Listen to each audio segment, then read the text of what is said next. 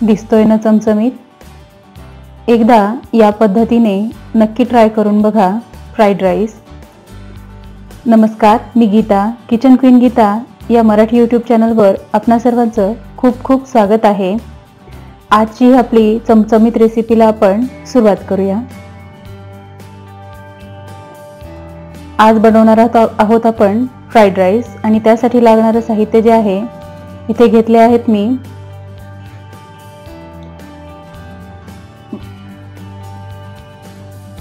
भात घेतलेला आहे इथे 2 वाटी। हा मी अगोदरच शिजवून थंड करून घेतलेला आहे। इथे आपल्याला भात जो आहे तो थंडगार वापरायचा आहे।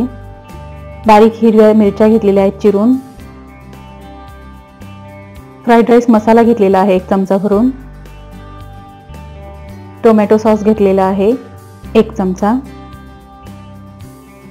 1 शिमला मिरची घेतलेली आहे बारीक चिरून। 1 गाजर घेतलेला आहे मीडियम साईजचा बारीक चिरून। कांद्याच्या पातीचा पांढरा भाग असा बारीक चिरून घेतलेला आहे। याऐवजी तुम्ही कांदा पण बारीक चिरून घेऊ शकता। इथे लसूण पाकळ्या आणि आलं असं बारीक चिरून घेतलेला आहे। कोबी घेतलेला आहे बारीक चिरून 1 वाटी आणि सोया सॉस 1 चमचा। चला तर मग आपण रेसिपीला सुरुवात करूया। इथे गॅसवर मी कढई गरम करायला ठेवलेली आहे। त्यामध्ये आपण 1 चमचा भर तेल घालून घेऊया। तेल आपल्याला चांगलं गरम करून घ्यायचं आहे आणि गॅस हाय हीटवर ठेवायचा आहे। तेल चांगलं गरम झाल्यानंतर यामध्ये आपल्याला लसूण घालून घ्यायचा आहे।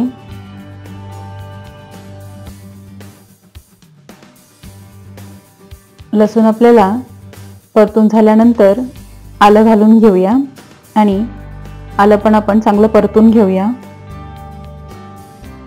आलं आणि लसूणला आपल्याला सोनेरी रंग येऊ द्यायचा नाही। थोडंसं परतून झाल्यानंतर त्यामध्ये हिरवी मिरची घालून घेऊया। मिरची तुम्ही तुमच्या आवडीप्रमाणे कमी किंवा जास्त करू शकता।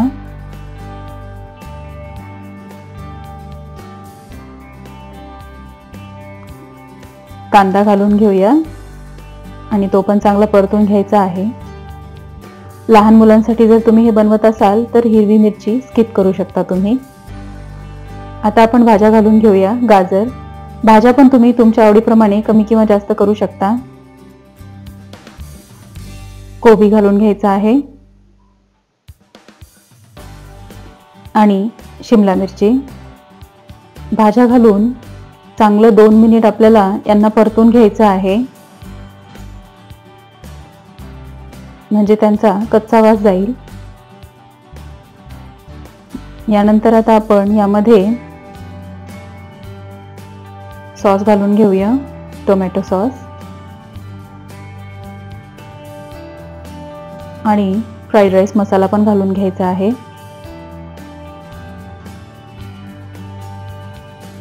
मसाला घालून आपल्याला त्यामध्ये लगेचच मीठ घालून घ्यायचं आहे।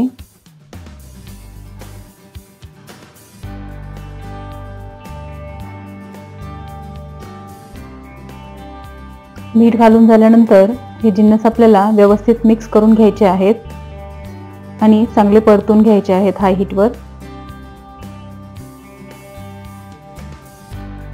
आता यामध्ये आपण भात घालून घेऊया।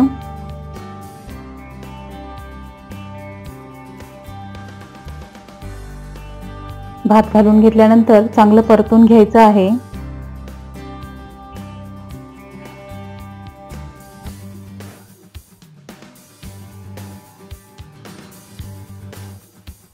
भात परतून झाल्यानंतर यामध्ये आता आपण यावेळी सोया सॉस घालून घेऊया।